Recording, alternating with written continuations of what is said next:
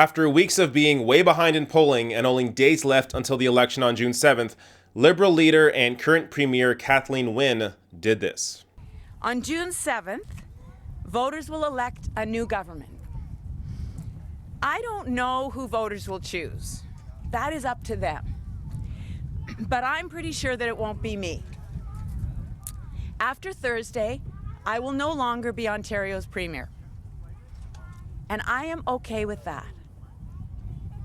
Because as I have said so many times to the people of this province, it is not about me.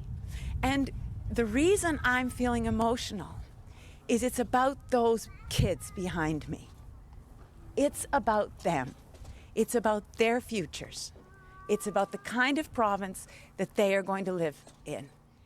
And for the countless other families working hard, contributing so much to our communities, and counting on government to make their lives just a little bit easier, their load just a bit lighter, and their futures just a bit brighter.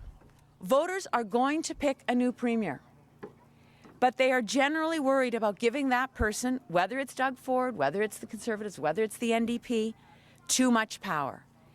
They're worried about giving them too much of a free hand because they're concerned about what that might mean for our economy and for our future. And that's why a vote for the Liberal Party can mean so much. The more Liberal MPPs that we send to Queen's Park on June 7th, the less likely it becomes that either Doug Ford or the NDP will be able to form a majority government. By voting Liberal, you can keep the next government, Conservative or NDP, from acting too extremely one way or the other. So essentially, Kathleen Wynne has conceded. Now, that announcement was a bit of a stunt there with the kids in the background and referencing the kids. Look, Kathleen Wynne talks about how it's about the kids, it's about the families. So there's a lot more to that clip that I didn't show you, but essentially she's saying that there are families that are depending on government services, and these kids that depend on, public education, that it's about them. Well, if it's about them, then why didn't she tell people to vote for the NDP? So right now she's acting like an NDP or a PC majority is the same thing. They're not. The NDP are to the left of the Liberals. The NDP want to invest more in public education, want to invest more into services that people are using, that real families that she keeps referencing are using. But the PCs, Doug Ford's PCs, want to cut services. They want to find $6 billion or take $6 billion out of the budget. They want to cut taxes, which directly means cuts to services and likely people being fired from government jobs. So this idea that both of these parties are equally dangerous to the province is absolutely insane. Now, at the same time, Kathleen Wynne can't go out there as the Liberal leader and tell you to vote NDP. So she just can't do that. Now, so there are a few ways that people have been reading this. One is that why isn't she telling people to vote for the NDP? Which realistically you can't expect that. And the other is that this is sort of a hidden message to progressive voters that they should vote for the NDP. So because she can't go out there and say don't vote for my fellow peers in the Liberal Party, because there are still Liberals running all across the province. Some of them may in fact win their seats, though at this point it might even get as low as 1 or 0 seats. So Kathleen Wynne right now could even lose her seat. But there is still a shot for some Liberals to defeat PC candidates. And she wants to help those Liberal candidates out. So she can't say go and vote NDP. At the same time, if you're not in a riding where there is a Liberal competing, good God, do not vote Liberal. I would say regardless, don't vote Liberal. So there is going to be a new government on June 7th. And it's either going to be an NDP government or a Doug Ford PC government. One is much, much, much, much, much better than the other one. Kathleen Wynne's Liberals would have been better than Doug Ford's government. But at this point, they have no shot. So because she can't directly tell people to vote for the NDP, what she's trying to do here is, I think, sort of nudge progressives into saying, yeah, we're not going to win on June 7th. So just so you know, if in case you're thinking about voting for the NDP against Doug Ford, that's okay. But she can't say that, so she has pretended or attempted to try and attack the NDP on their on their love of unions. Wow, good job, Kathleen Wynne. I mean, this is what the Liberal Party does. They used to campaign to the left, though at the end of this campaign they have been campaigning more to the right. But they'll campaign to the left normally, and then once they're in, govern more right. Now that said, this Liberal Party has not been terrible. They raised the minimum wage, which I think was likely the best move they made as a Liberal government. But the biggest issue I had with them is that they privatized hydro, which is a conservative move, and only led to higher hydro rates for everyone. And guess what Doug Ford would do? He would also want to privatize services that would also lead to higher rates for those services and worse service. So to me, the answer is so clear. Vote NDP.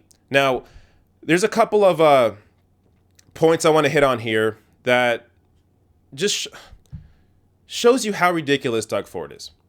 And by contrast, shows you how much better an Andrea Horwath NDP government would be.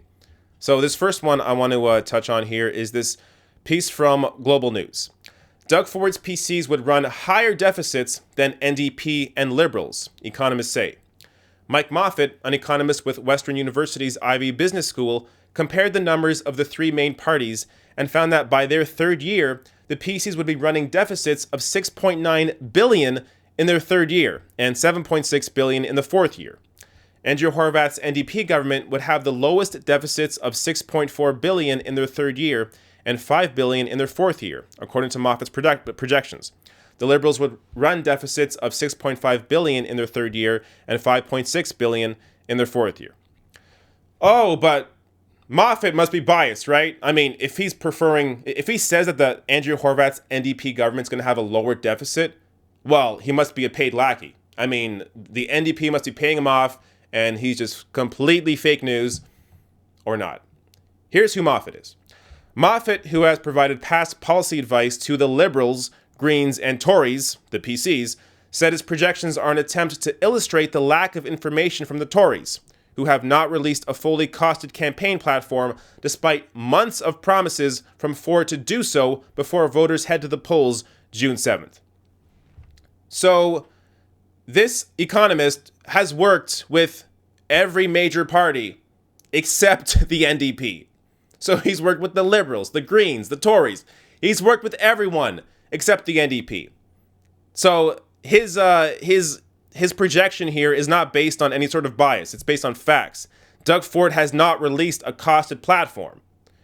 When you don't have a costed platform, what the hell? Like, what do you expect people to get out of that? They have to then guess what your plan is going to cost. And in doing that, they are guessing, I assume correctly, that the PCs are gonna run the deficit higher than anybody else. So, I mean, just on the face of it, even forget this headline, forget all this news. Doug Ford's PCs do not have a costed platform. What does that tell you? They don't have a fucking plan. They don't have anything. So what they can do is they can come in and do whatever they want and then be able to say that they didn't break any promises because they didn't make any promises. Now let me go to what the second economist says.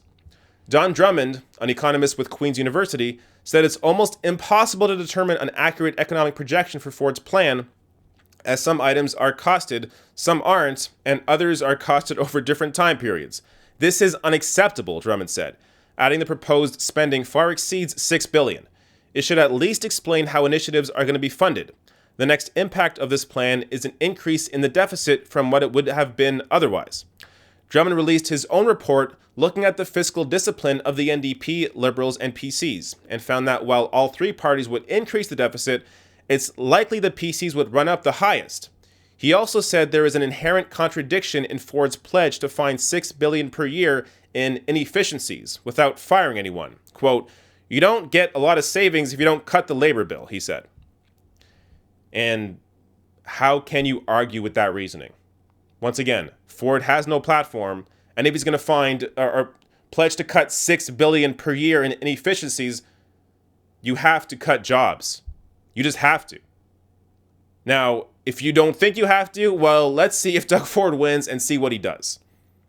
So as I covered in another video, he made up this lie about how he and Rob Ford saved Toronto taxpayers over $1 billion. That was a lie. So I'll link to that other video that you can go watch that, but he lied about that. And not only did he lie about that, he also said that no jobs were lost. Another lie. Jobs were lost. So just like Donald Trump, Doug Ford just lies and just expects you to believe it because he assumes, likely correctly for a lot of his base, that you're not going to actually go look it up. And you wonder why shit gets fucked up when you elect idiots like this. Now, let's go to my last comparison here. Just a basic, actually, I have a few more pieces. But here's just a basic work ethic comparison between Doug Ford and Andrea Horwath. So, as tweeted out by David Reevely, Doug Ford's and Andrea Horwath's Monday schedules. And if we look closer, Andrea Horwath has a full itinerary that has 5 different meetings here, and they are all open to the media. Doug Ford's itinerary for Monday is 1 meeting. And yeah, that's it. So with 4 days left in the election, Doug Ford has 1 meeting planned on Monday. That's it. Is this somebody you expect to be a hard worker? Somebody you expect to be open with the media? So by contrast, Andrea Horwath has her entire day filled up, all open to the media. Doug Ford has 1 meeting, at least 1 meeting that the media is aware of. Who knows who else he's meeting with? As I've covered in other videos, Doug Ford has met with many campaign donors and wealthy individuals that try and influence his campaign, but that's another story I'll link to above. But I mean, again, this is just compare the schedules. Andrea Horwath is actually doing shit. Doug Ford has 1 meeting, and who knows what the fuck else he's doing all day. Now, I want to go to so the 1 meeting Doug Ford has is in Scarborough, and it's funny he mentions that. So, as media person Kari Vierma tweeted out today, breaking: Toronto police have launched a professional standards investigation into TPS officer and Scarborough Guildwood PC candidate Rashan Nalaratnam after alleged threats he made during the campaign. From Global News, Nalaratnam, PC candidate for the Scarborough Guildwood riding, allegedly threatened a Tamil community member when asked why he was avoiding debates. In an email written in Tamil, Nalaratnam allegedly called the member a fucker and threatened him, quote, not to do anything nasty campaigning against me, and also, quote, I will teach you something after the election. This shows you the quality of candidates that the PCs have. And this is only one example. There are multiple examples of PC candidates being completely off their rocker. And there's also another candidate that is attached to a 407 leak of information that may have given that leaked information that he stole from his workplace at 407 and given it to PC candidates to be able to contact them with. Now, let me go to the last thing I want to show here is just where the polls currently sit. So today is Monday. Right now, last I checked in the polling, the NDP are up in the vote totals at 37% compared to PC at 36%. But again, that's just the popular vote in polling. So in seat projection, the PCs are ahead. And that's because the PCs are more spread out in their ridings of support than NDP is. So NDP need a lot more widespread support in other ridings for them to be able to achieve the sorts of numbers they need for a majority or minority government. Now, it's clear, looking at these numbers, if you are aware of what is going on in the world, if you are aware of how privatization has destroyed public services, if you're aware of how cuts have destroyed public services, if you're aware of how incompetent Doug Ford is, if you're aware of just how much of a liar he is, the constant lies. I have multiple videos on how much he has lied during this campaign. If you're aware of any of this, you should know that you cannot vote for PC. You have to vote for the NDP. Now, again, if you're a Liberal supporter, I get it. You prefer centrism. But you know what? It's too late. Liberals are done in this election. If you want to stop Doug Ford, you have to vote NDP. Otherwise, we're faced with a very likely scenario of a Doug Ford PC majority.